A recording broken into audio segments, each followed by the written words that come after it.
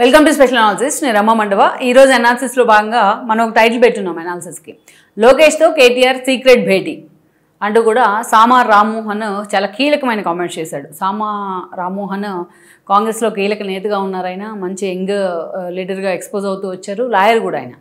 అలాంటి సామా రామ్మోహన్ కాంగ్రెస్ వైపు నుంచి అంత సమర్థవంతంగా వాయిస్ వినిపిస్తారని పేరున్న సామా రామ్మోహన్ ఈ రోజున పొలిటికల్ విమర్శలు సహజమే. ఏదైతే ఇటీవల రేవంత్ రెడ్డి సర్కారు కొన్ని మీడియా సంస్థల మీద సానుభూతి చూపిస్తూ చేసిన కామెంట్స్ కానీ, అదే సమయంలో దాన్ని తెలంగాణ ఆంధ్ర మధ్య విభేదాలుగా సృష్టించే ఒక ప్రయత్నం బీఆర్ఎస్ వైపు నుంచి జరగడం కానీ, తెలంగాణ అన్న పదానికి తామే పేటెంట్ రైట్స్ అంటూ కూడా కేటీఆర్ లాంటి వాళ్ళు మాట్లాడడం కానీ, ఇవన్నీ మనం చూస్తూ వచ్చాం.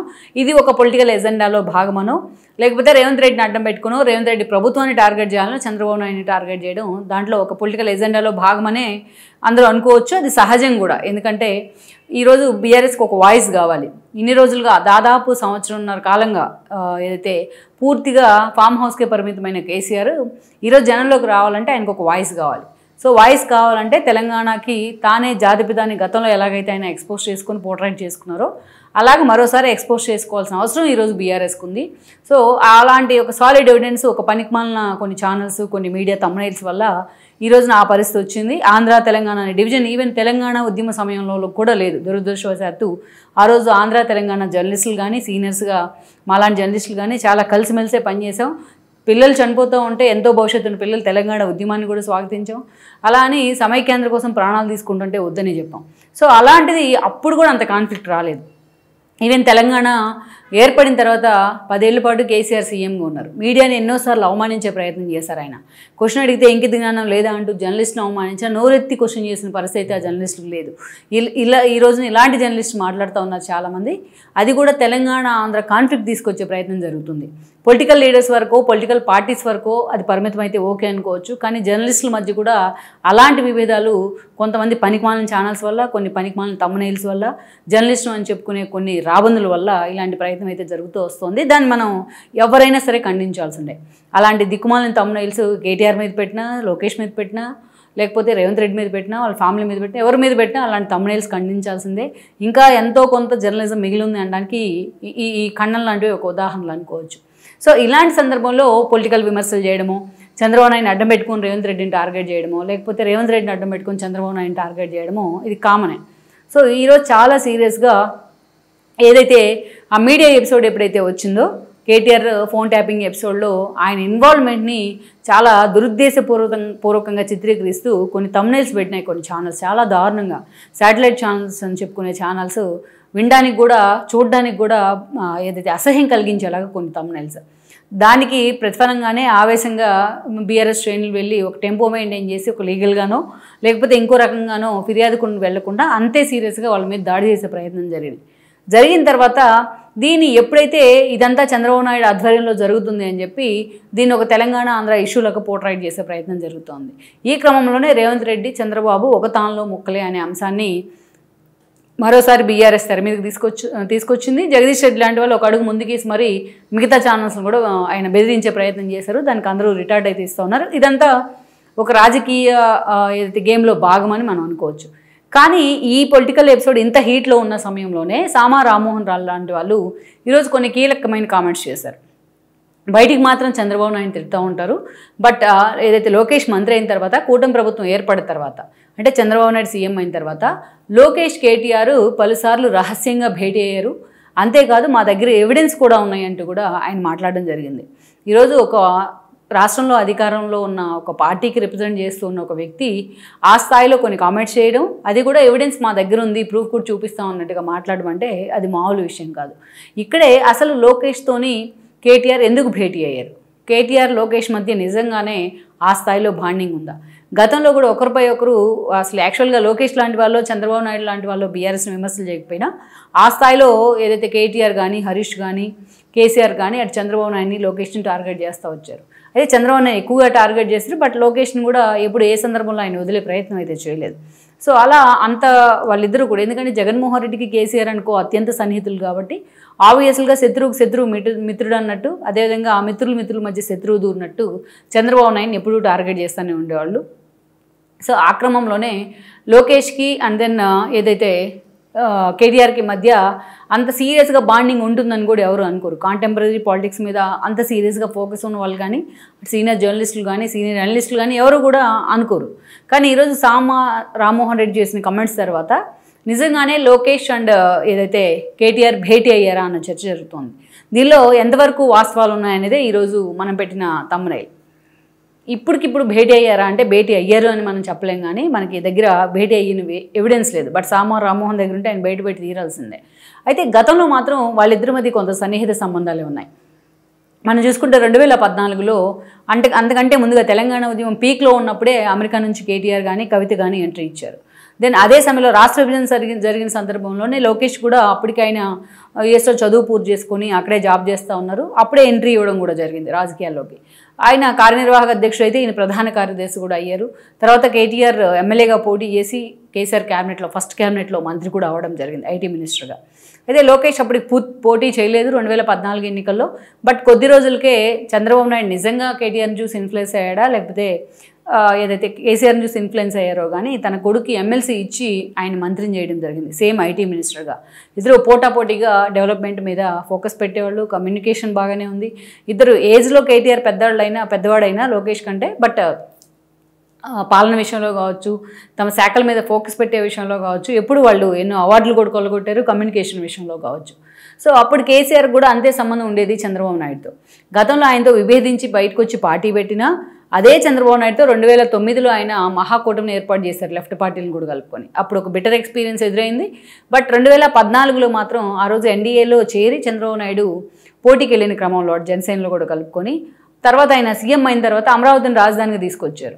అమరావతి రాజధాని అంశానికి కావచ్చు, సిఆర్డీఏ ఏర్పాటు చేసిన విధానం కావచ్చు, ఈ క్రమంలో మోడీని అమరావతి శంకుస్థాపనకి ఆయన ఆహ్వానం అందిస్తే ఈవెన్ కేసీఆర్ కూడా ఆ రోజు రావడం జరిగింది. కేసీఆర్ కూడా ఆహ్వానం అందింది. కేసీఆర్ కూడా అప్పటి వరకు బాగానే ఉన్నారు వాళ్ళు.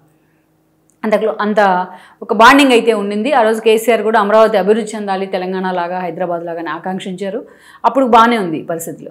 ఆ తర్వాత కొద్ది రోజులకే ఓటుకు నోటు అంశం తెర మీదకి వచ్చింది. రేవంత్ రెడ్డి లాంటి వాళ్ళు బీఆర్ఎస్కి బలం లేకపోయినా, ఆ రోజు టీఆర్ఎస్ ఉండేది, బలం లేకపోయినా 5వ అభ్యర్థిని నిలబెట్టే ప్రయత్నం చేయడం. అదేవిధంగా చూసినట్లయితే ఎట్ ద సేమ్ టైం మనం చూసినట్లయితే తనకి ఆ 5వ అభ్యర్థిని తమ వైపు వీళ్ళు తిప్పుకునే ప్రయత్నం చేయడం. ఈ క్రమంలో ఓటుకు నోటు ఇష్యూ తెర మీదకి వచ్చింది. దాని రేవంత్ రెడ్డి ఓపెన్గా దొరికిపోయారు. ఆ రోజు అరెస్ట్ కూడా కావడం జరిగింది. ఈ ఇష్యూ తర్వాత కేసీఆర్ అండ్ టీంకి, కేటీఆర్కు అటు చంద్రబాబు నాయుడు చాలా సీరియస్గా టార్గెట్ అయ్యాడు. అలానే లోకేష్ మీద ఆ స్థాయిలో కేటీఆర్ విమర్శలు చేసిన సందర్భాన్ని అయితే మనం చూడం. ఇక తర్వాత బీజేపీతో డిఫరెన్సెస్ కారణంగా తెలంగాణలో ఆయన ముందుగా తెలంగాణలో ఎన్నికలు జరిగాయి 2018లో కాంగ్రెస్తో పొత్తులు పెట్టుకున్నారు చంద్రబాబు నాయుడు.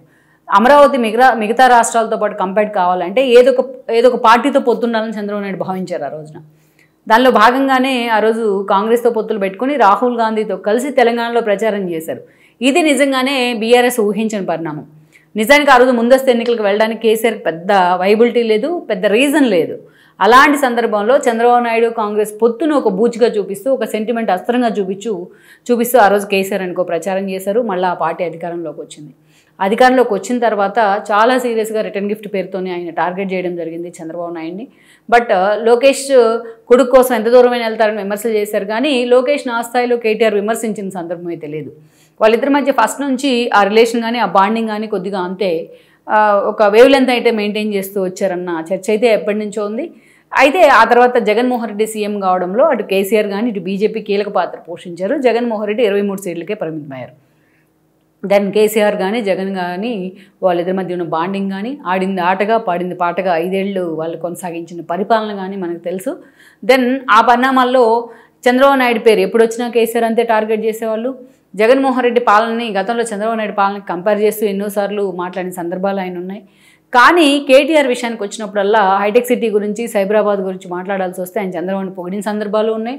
ఇక ఎప్పుడు లోకేష్ అంత వ్యక్తిగతంగా టార్గెట్ చేసిన సందర్భాలు అయితే లేవు. కేటీఆర్ని జాగ్రత్తగా గమనిస్తే కేటీఆర్ లోకేష్ మధ్య ఒక బాండింగ్, ఒక సహృద్భావ వాతావరణం ఉంది అనడానికి ఇది ఒక ఎగ్జాంపుల్గా మనం చెప్పుకోవాలి. వ్యక్తిగతంగా లోకేష్ని కేటీఆర్ టార్గెట్ చేసిన సందర్భం లేదు. జగన్మోహన్ రెడ్డిని పొగిడి ఉండొచ్చు, జగన్మోహన్ రెడ్డిని ఆకాశానికి ఎత్తేసి ఉండొచ్చు, కానీ బట్ లోకేష్ని టార్గెట్ చేసిన సందర్భం అయితే లేదు. వెరాజ్ అక్కడి నుంచి మనం తీసుకున్నట్లయితే ఎస్పెషల్లీ ఎన్నికల కంటే ముందు చంద్రబాబు నాయుడిని అరెస్ట్ చేశారు జగన్మోహన్ రెడ్డి స్కిల్ డెవలప్మెంట్ కేసులో.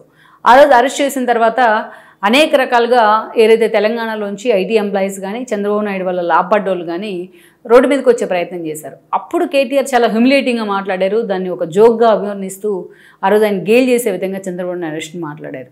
ప్రొటెస్ట్ ఇక్కడ కాదు, మీ రాష్ట్రంలో చేసుకోండి అంటూ కూడా ఆయన బెదిరించిన సందర్భాలు ఉన్నాయి. అప్పుడే లోకేష్ ఆయనకి ఫోన్ చేయడం జరిగింది. ప్రొటెస్టులు చేసుకునివ్వండి అంటూ కూడా రిక్వెస్ట్ చేస్తే లా అండ్ ఆర్డర్ ఇష్యూ వస్తుందంటూ కూడా కేటీఆర్ మాట్లాడారంటూ లోకేష్ ఆ తర్వాత రోజుల్లో దాన్ని బయటపెట్టారు. అంటే చేసుకొనివ్వండి బ్రదర్ అంటూ కూడా ఆ రోజు ఆయన్ని రిక్వెస్ట్ చేసే ప్రయత్నం కూడా చేశారు. ప్రొటెస్ట్ ఉంటే ఎక్కువగా జనంలోకి వెళ్తుంది, అరెస్ట్ ఎంత అన్యాయము అనేదని.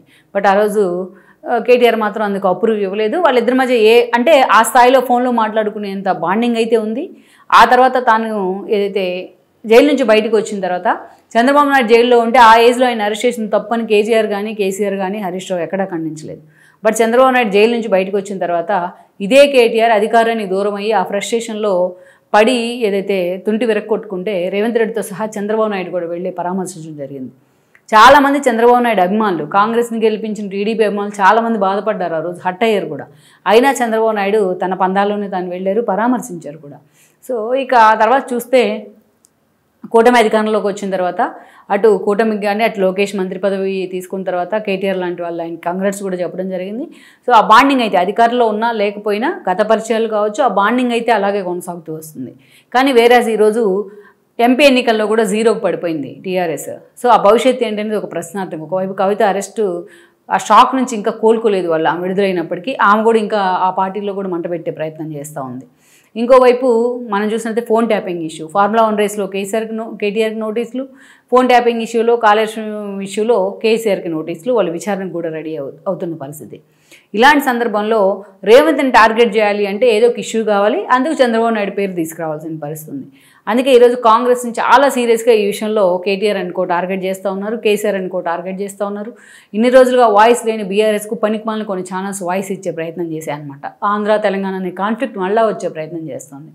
అందుకే ఇదంతా కూడా తమ ఎక్కడ ఈ బురదలో కూరుకుపోతామనే ఆలోచనతో, తమకెక్కడ ఈ మగ్గులు అంటుకుంటుందనే ఆలోచనతో ఈరోజు కాంగ్రెస్ నేతలు చాలా జాగ్రత్త పడుతూ ఉన్నారు. అందుకే లోకేష్ అండ్ కేటీఆర్ మధ్య ఉన్న బాండింగ్ని సామా రామ్మోహన్ లాంటి వాళ్ళు ఎక్స్పోజ్ చేసే ప్రయత్నం చేస్తున్నారు. అయితే ఇక్కడ ట్విస్ట్ ఏంటంటే లోకేష్ కేటీఆర్ భేటీ అయ్యారంటే అఫిషియల్గా భేటీ అయ్యారా, అనఫిషియల్గా భేటీ అయ్యారా, లేదా సీక్రెట్గా కలిసారు అనేది కూడా సామా రామ్మోహన్ బయట పెడితే బాగుండేది, కూడా ఒక క్లారిటీ అయితే ఉండేది. ఇప్పటికైనా విజువల్స్ బయట పెడితే దాని మీద ఒక చర్చ జరిగే అవకాశం ఉంటుంది. సో అనధికారికంగా కలిసారనే దానికంటే ఇద్దరు కూడా కలిసి కూర్చొని ఏ విషయాలు మాట్లాడుకున్నారనే అంశాన్ని కూడా నిజంగా బయటకు వస్తే అది ఒక కీలకమైన పరిణామమే అని చెప్పుకోవాలి.